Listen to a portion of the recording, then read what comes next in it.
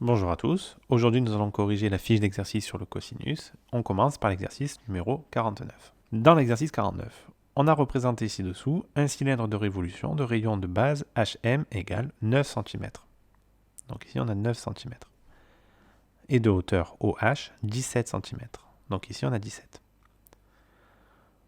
Que peux-tu dire du triangle OMH? Donc OMH, ici, on va dire que c'est un triangle rectangle, car la hauteur dans un cylindre de révolution est toujours perpendiculaire à la base.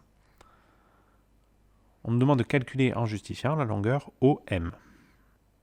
Donc OM, pour la calculer, c'est facile, il faut faire Pythagore. Donc ici, on a déjà dit que c'était un triangle rectangle, donc on ne va pas redire que OMH est un triangle rectangle, que donc on applique le théorème de Pythagore. On va directement dire on applique le théorème de Pythagore. Donc le théorème de Pythagore, qu'est-ce qu'il nous dit? Il nous dit que OM au carré sera égal à OH au carré plus HM au carré. Donc je passe rapidement, ça nous donne directement OM qui est égal à la racine carrée de OH au carré. OH c'est 17, donc de 17 au carré, plus 9 au carré. OM, ça nous donne 19,23 cm. Voilà, donc on a répondu à la question B. On passe maintenant à la question C. À partir des questions précédentes, déduis la mesure de l'angle HOM, donc HOM, ici. Tu donneras le résultat arrondi au degré. Donc toujours pareil, le triangle et rectangle, on le sait, on ne va pas réappliquer, on ne va pas redire. Donc on dit directement que le cosinus de HOM, de l'angle HOM, est égal au côté adjacent, donc OH, divisé par l'hypoténuse qui est OM. Le cosinus moins 1, l'arc cosinus de OH, OH est égal à 17, divisé par OM, 19,23, sera égal à l'angle HOM. Et donc ça nous donne HOM est environ égal 28 degrés. Le premier exercice est terminé, on passe au suivant. Dans l'exercice 52, on nous dit que les points M, A et T sont alignés. On nous demande de calculer la longueur AH et de justifier. Donc à notre disposition, qu'est-ce qu'on a? On a cette longueur-là, qui est la longueur MA. On a cette longueur-là. On a celle-ci. Et on a cet angle-là. Bon, ça tombe bien, puisque le triangle AHT est rectangle en A. Et donc s'il est rectangle en A, qu'est-ce qu'on peut faire? On peut appliquer le cosinus. Donc c'est la première chose que nous allons faire. Alors donc, le triangle AHT est rectangle en A, donc le cosinus de 60 est égal, côté adjacent c'est AH, divisé par l'hypoténuse qui va être 32. Très bien, et bien du coup on trouve que AH sera égal donc à 32 multiplié par le cosinus de 60 degrés. Ce qui nous donne 16. Donc AH est égal à 16. D'ailleurs, on n'a pas d'unité ici, on ne sait pas si c'est des centimètres, des mètres, des kilomètres, on ne sait pas ce que c'est. Donc on dit c'est 16 unités.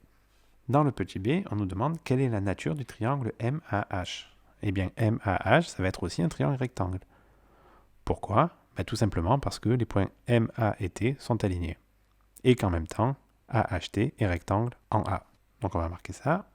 Voilà, donc on dit que le triangle MAH est rectangle en A, car les points MAT sont alignés et le triangle AHT est rectangle en A.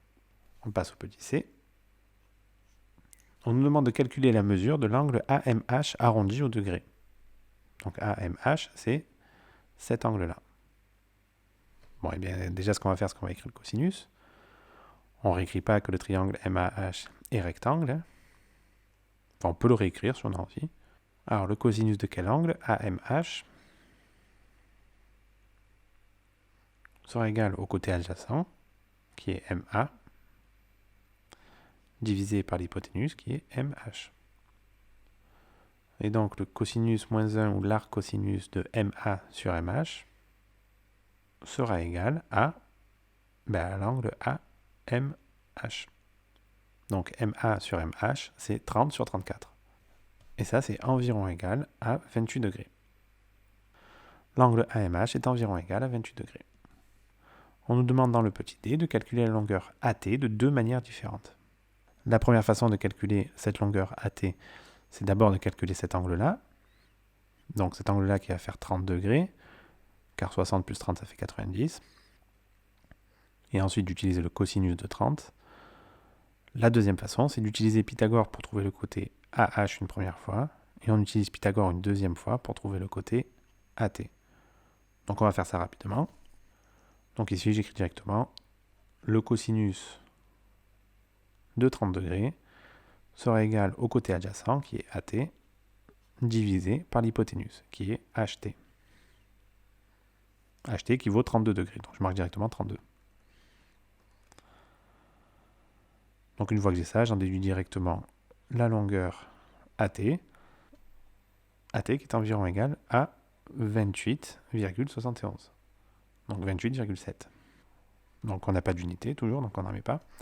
La deuxième façon, ça va être d'abord de calculer le côté AH.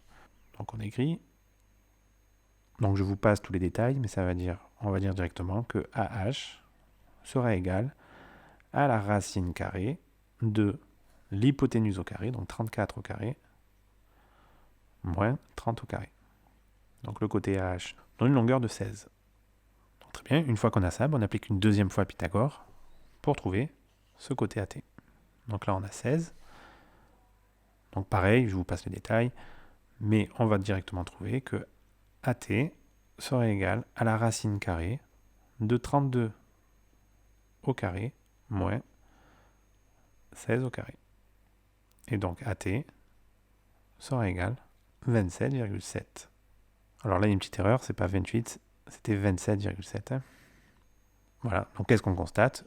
D'une manière ou d'une autre, on trouve exactement le même résultat. On a terminé cet exercice, on passe au suivant. L'exercice 55, on considère la figure ci-dessous dessinée à main levée. L'unité utilisée est le centimètre. Les points I, H et K sont alignés. Construis cette figure en vraie grandeur. Donc ça, je vous laisse faire. Il ne devrait pas avoir de difficulté pour construire cette figure-là. Donc, comment vous faites pour construire cette figure-là? Je vais quand même vous le dire.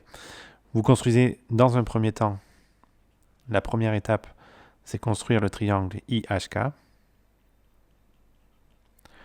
Une fois qu'il est construit, vous tracez une droite IK. Et une fois que la droite est construite IK, vous prenez votre compas avec 6,8 cm, vous le placez sur le point J et vous tracez le segment JI. Et votre figure est tracée. Dans le petit b, on nous demande de démontrer que les droites IK et JH sont perpendiculaires, ce qui correspond à mettre un petit signe ici. Et donc, si elles sont perpendiculaires, eh bien, on peut appliquer le théorème de Pythagore, ou plutôt sa réciproque. C'est donc ce que nous allons faire.